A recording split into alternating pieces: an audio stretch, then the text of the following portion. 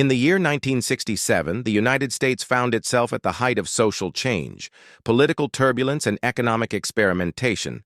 And at the very same time, the nation's coinage reflected that turbulence in subtle yet telling ways.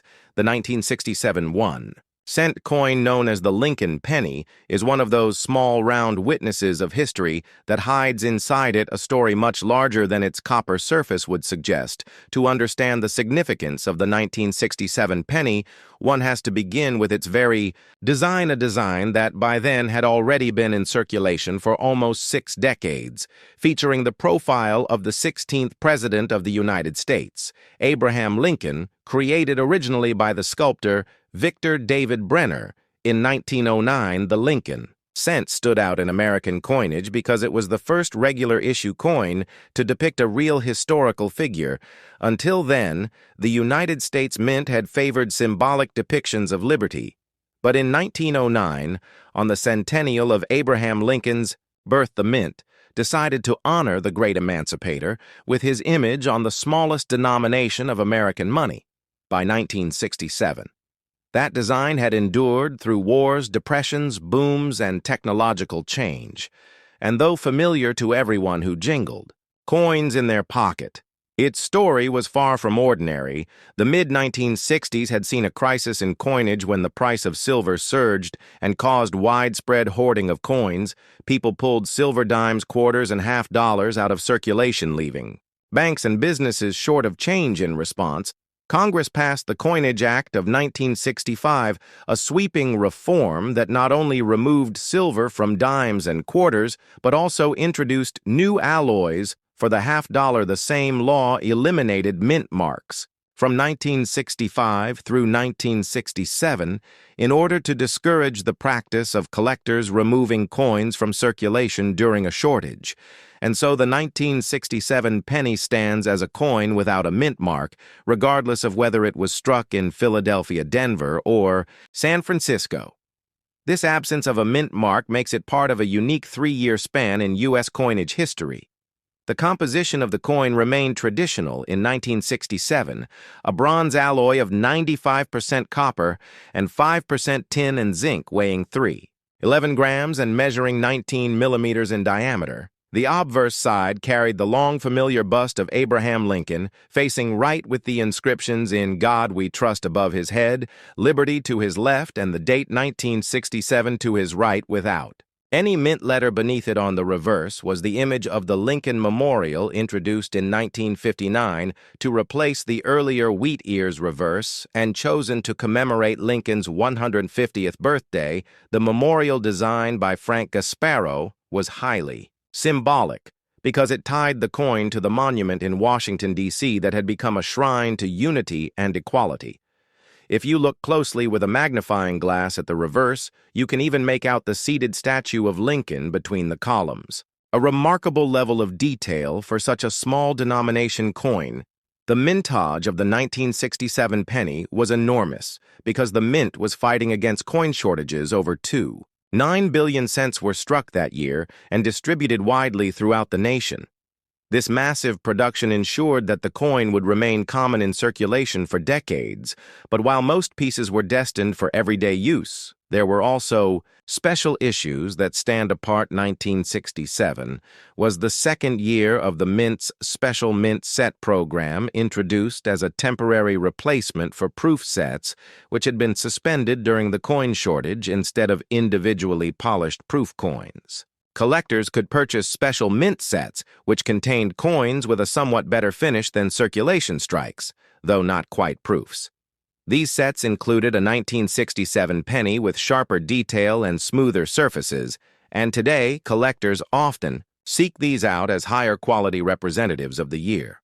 The historical setting of 1967 adds further depth to the story of this coin. It was the year of the Vietnam War escalation, when American troops were heavily involved overseas, and the draft was reshaping the lives of young men back home. It was the year of major civil rights struggles, riots in American cities, and the continuing reverberations of the civil rights movement. It was the year Thurgood Marshall was appointed as the first African-American justice to the Supreme Court, a monumental step in the pursuit of equality.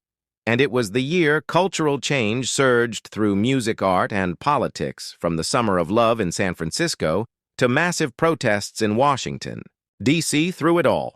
The 1967 penny circulated silently from hand to hand in gas stations, grocery stores, payphones, and candy shops, bearing the face of Lincoln, who himself had steered the nation through its greatest test of unity a century earlier. For collectors, the 1967 penny poses intriguing questions, because though it is common in sheer numbers, condition, rarity, and errors can make individual coins valuable.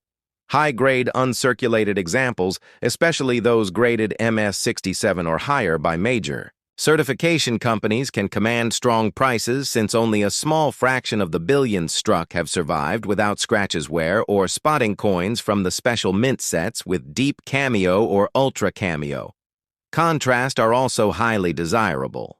And then there are error coins, which always stir the excitement of numismatists. 1967 cents have been discovered with off-center strikes, clipped planchets, die cracks, doubled dies, and other striking anomalies. Each of these transforms an ordinary penny into a conversation piece, with collectors often willing to pay dozens or even hundreds of dollars depending on severity and eye appeal. Looking deeper at the cultural meaning of the coin, one can see the paradox of American money. The smallest denomination, often overlooked and even discarded, represents one of the greatest presidents in U.S. history, and in 1967, when the nation was struggling with questions of justice, equality, and national identity, it was Lincoln's face that continued to remind citizens of the unfinished work of democracy. The coin itself was also a tool of stability, helping maintain commerce in a time when people were uncertain about currency availability. Every cent produced contributed to restoring trust in the coinage system.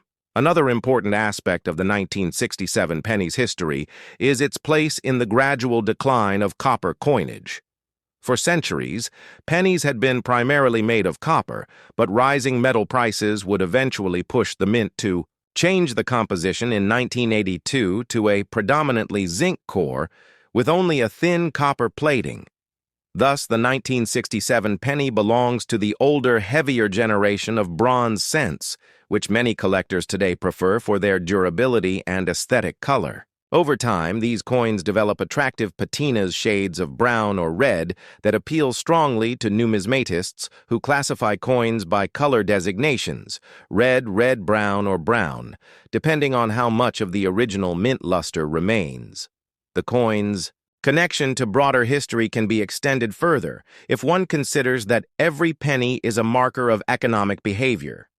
In 1967, a single cent had purchasing power far greater than today. One could still buy a piece of candy or a gumball for a penny. A newspaper might cost only a dime, and vending machines accepted pennies for combinations with nickels and dimes.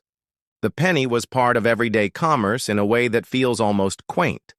Now, when inflation has eroded its practical use, the 1967 penny therefore becomes not just a collector's object, but also a reminder of a different economic era, a time when children might save pennies in jars to buy comic books or baseball cards, when millions of Americans still thought of the cent as meaningful spending power. As a historical artifact, the 1967 penny is thus both ordinary and extraordinary. Ordinary in that billions were made and most circulated without notice. Extraordinary in that it encapsulates a critical chapter of American coinage policy, design, history, economic conditions, and cultural transformation. The story of this coin could fill volumes, because every aspect, from its design to its production to its role in daily life, connects to wider narratives of American identity. So when you hold a 1967 penny in your hand, you are not just holding a small round disc of copper. You are holding the legacy of Lincoln. You are holding the response of a nation to a coinage crisis. You are holding a reflection of the turbulent 60s. You are holding a fragment of history that, despite its humble denomination, speaks volumes about resilience, change, and continuity in the American story. And that is why collectors, historians, and even casual finders of old change continue to study treasure and tell the story of the 1967 penny, for within it lies a chapter of our nation's history too important to be forgotten.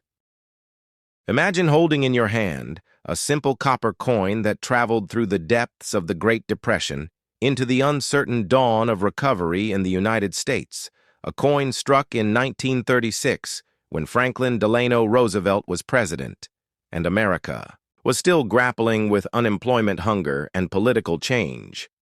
This is not just a penny. It is a time capsule that carries the stories of breadlines, dust bowls, and new hopes for the future. The 1936 Lincoln Wheat penny is a relic of resilience, a coin that passed through the hands of farmers buying seeds, families stretching every cent at general stores, and children saving coins in jars, hoping one day for something better. When you look at this coin, you are not just seeing Abraham Lincoln's portrait, you are seeing a symbol of stability, a design introduced in 1909 to commemorate the centennial of Lincoln's birth, and still trusted in a time when trust in banks and government had been shaken by the economic collapse of the 1930s. The wheat ears on the reverse, a symbol of harvest prosperity and the strength of the working class, reminded people that America could rebuild its fields, its factories, and its faith in the future. The 1936 penny was minted in massive quantities at 3 locations: Philadelphia, Denver, and San Francisco, and each of these mints tells its own story. In that year, Philadelphia, without a mint mark, struck the largest share, flooding commerce with millions of cents that kept everyday transactions alive in an era when a single penny had genuine buying power. Candy, newspapers, and even a loaf of bread could sometimes be bought with just a few coins. Denver, with its D mint mark, produced fewer, and every Denver cent carried with it the pride of the American West, a reminder that the frontier spirit of hard work and independence had not disappeared. And San Francisco, with its S mint mark, added to the story with smaller mintages that circulated heavily on the West Coast, tying together the economic lifelines of California, Oregon, and the Pacific Northwest. Each 1936 cent was a participant in America's comeback story, but 1936 was also a year of innovation in coinage, for it was one of the first years in which the United States Mint experimented with proof coins, coins specially struck for collectors with polished dies and extra sharp detail. Only a few thousand of these proof 1936 Lincoln cents were made, and they represented not just a collectible, but also the rebirth of numismatics. After years of neglect during the Depression, the return of proofs symbolized confidence that people had both the resources and the desire to collect.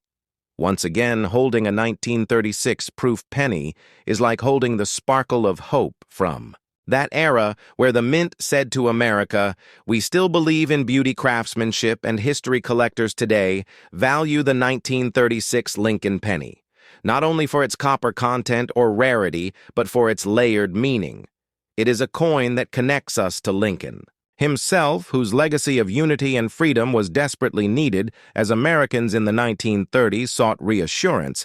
It connects us to Roosevelt, whose New Deal programs were reshaping government, society, and the role of the common man, and it connects us to ordinary families who cherished every cent, saving it, investing it, stretching its value across meals, rent, and survival. The 1936 penny saw jukeboxes roaring to life, Hollywood's golden age, bringing color films to audiences and swing music. Echoing through dance halls, it lived in pockets during the Berlin Olympics. When Jesse Owens defied Nazi propaganda, it jingled in purses as King Edward VIII abdicated the throne of England. It was there as the world crept closer to World War II, while Americans tried to hold on to peace. From a technical perspective, the 1936 penny was struck in bronze, an alloy of 95% copper with small amounts of tin and zinc. Its weight was 3.11 grams with a diameter of 19 millimeters and a plain edge. Its design, by Victor David Brenner, had already become iconic, with Lincoln's profile on the obverse, modeled from a photograph taken in 1864, and the wheat stalks on the reverse embodying growth, labor, and reward. Though it seemed ordinary in everyday circulation, the wear patterns, the strike quality, and the survival of mint state examples make it a fascinating study for collectors. A 1936 penny found in pocket change might be worn smooth dark from circulation, but in high mint state grades with full red luster. It glows as though freshly struck, its value soaring in auctions, especially for rare proofs or perfectly preserved examples. Beyond value, this coin is also a mirror. To history, it passed through a year where America built monumental public works through the Works Progress Administration, bridges, dams, schools, and highways. Many of these projects still stand today, just as these pennies still circulate among collectors. The coin tells us that even in hard times, a nation can create lasting foundations. It also ties to the politics of 1936, the year Roosevelt won re-election in a landslide, promising to continue the New Deal programs. It was a year of hope for some, fear for others, and the penny carried those emotions in the everyday trade of goods and services. It reminds us that history is not abstract. It is lived and touched in objects as small as a 1-cent piece. Today, when a collector places a 1936 penny under a magnifying glass, they are not just searching for mint marks, doubling errors, or die variations. They are peering into the world of 1936, a world where the penny was not dismissed as trivial, but respected as a unit of survival. It was a time when children were taught thrift by saving coins in banks shaped like little houses, when traveling carnivals offered prizes for a handful of cents, and when men and women working for $1 a day knew exactly what 1 penny meant. It was the building block of budgets, the cornerstone of commerce, the smallest coin with the biggest role in sustaining lives. So the 1936 Lincoln wheat penny is more than copper, more than numismatic value. It is America itself in miniature. It is the spirit of survival in the Great Depression. It is the promise of recovery in the New Deal. It is the memory of Lincoln carried forward in the hardest times. It is a coin that tells us even the smallest denomination can carry the heaviest weight of history. The story of the 1965 Lincoln penny, also known as the Lincoln Memorial Cent, is one that carries with it not only the history of the coin itself, but also the broader history of American coinage, economic challenges, social movements, and technological advances in minting. And it all begins in a decade that was unlike any other, the 1960s, a time when the United States was shifting politically, culturally, and economically, and when the very coins people carried in their pockets reflected both tradition and change. The Lincoln cent had first been introduced in 1909 as a celebration of the centennial of Abraham Lincoln's birth, and it was the first widely circulating American coin to feature the portrait of a real historical person rather than an allegorical figure, and this alone marked a turning point in the way Americans thought about the symbols on their money. And by the time we arrive at 1965, the Lincoln cent had already become an everyday fixture, a coin everyone used daily, and yet its design, its composition, and its role in society were in flux like never before. To understand the 1965 penny, one must first understand the coinage crisis of the early 1960s, because America was facing a shortage of silver, a shortage of coinage, metals, and an unprecedented demand for coins due to booming commerce and population growth. Silver coins like dimes, quarters, and half-dollars were being hoarded by the public as silver prices rose, and the United States Mint was struggling to meet demand. Banks and businesses were reporting shortages, and Congress began debating how to reform the nation's coinage system, and in 1965, sweeping changes were enacted. The Coinage Act of 1965 eliminated silver from the dime and quarter and reduced the silver content in the half-dollar. The new clad coinage system was born, and while the cent was not made of silver, its production was tied to the overall needs of the mint. The cent had been composed of 95% copper and 5% zinc and tin since the mid-19th century, and that composition held through 1965. But the mint was under enormous pressure to reduce backlogs, to streamline production, and to prevent hoarding. One decision made during this period which directly affected the 1965 penny was the temporary removal of mint marks from all coins. From 1965 through 1967, mint marks were deliberately left off to discourage collectors from pulling coins out of circulation. The government believed that coin collecting was contributing to the shortage, so for 3 years, no coin carried a mint mark, which is why the 1965 Lincoln cent has no mint mark. Regardless of whether it was struck in Philadelphia, Denver, or San Francisco, it became a coin stripped of its identity in a way, and yet that anonymity itself makes it historically significant. When you hold a 1965 penny, you are holding the product of a federal policy designed to change public behavior and address a nationwide crisis. But beyond that historical policy context, the coin itself retains the artistry and legacy of its designer Victor David Brenner, whose portrait of Lincoln first appeared in 1909.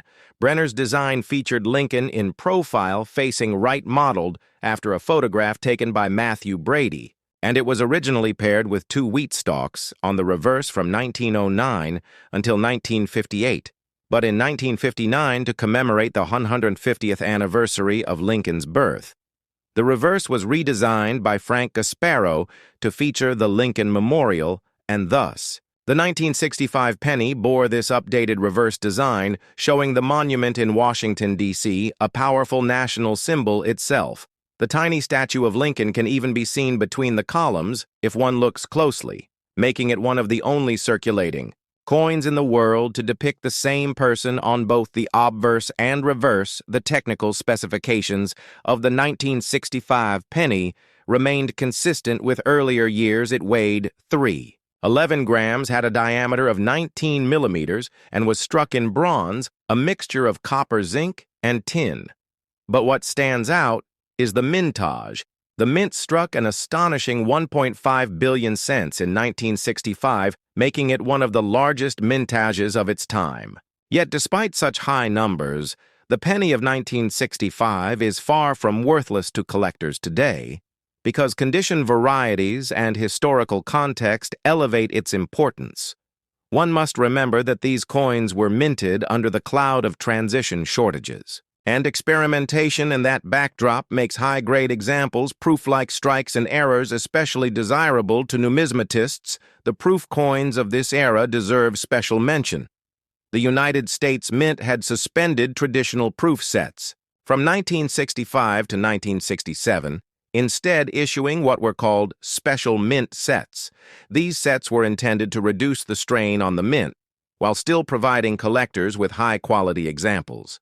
The 1965 Special Mint set, Lincoln Cent, is therefore unique. It does not have the deeply mirrored finish of traditional proofs, but rather a satin-like finish that distinguishes it from regular circulation. Strikes these coins are often collected as a separate category, and they embody the experimental spirit of mid-60s. Coinage errors, too, are part of the legacy of the 1965 cent, with some examples showing striking errors off center strikes, die clashes, and doubled dies, each of which tells its own story of how a coin passed through the complex machinery of the mint and escaped quality control to land in the hands of an observant collector. And in the numismatic marketplace, such errors can transform an ordinary penny into a piece worth hundreds or even thousands of dollars beyond the technical details. Though the 1965 penny is a window into the social fabric of its time. This was the era of civil rights marches, the escalation of the Vietnam War, the Great Society programs, and the cultural upheavals that redefined what it meant to be American. Money was both a constant presence and a symbol of national identity, and at the very lowest denomination, the penny linked people of all walks of life, whether they were buying a newspaper, dropping a coin into a vending machine, or saving change. For their children's piggy banks, it connected them to the history of Lincoln, to the economic realities of the 1960s, and to the policies of the federal government in a way few other objects could. Examining the 1965 penny through this lens allows us to see how numismatics is not just the study of metal discs, but the study of history, economics, politics, and culture wrapped into one small object. When a collector today seeks out a 1965 Lincoln cent, in uncirculated condition, perhaps graded MS-65 or higher, they are not just looking for perfection of strike or luster, they are seeking a tangible link to the past, a moment in history when the nation was navigating change, and the coinage reflected that tension. The Lincoln cent has always been a people's coin accessible to everyone, and yet capable of holding extraordinary value depending on condition, rarity, and errors, and the 1965 issue sits right in the middle of that tradition, abundant in raw numbers, but full of nuance in its details. As the decades passed, millions of 1965 pennies were worn down through circulation, others were lost to time, while still others were preserved intentionally or accidentally in roll sets or collections. Today, when we encounter one, we should not see it simply as a piece of copper, but as a story of American resilience and adaptation in coinage, the penny that was stripped of its mint mark during a national shortage, the penny that carried the image of a president who preserved the Union and the image of a memorial built to honor him, the penny that survived decades of circulation, and yet still invites us to look deeper into the fabric of American history.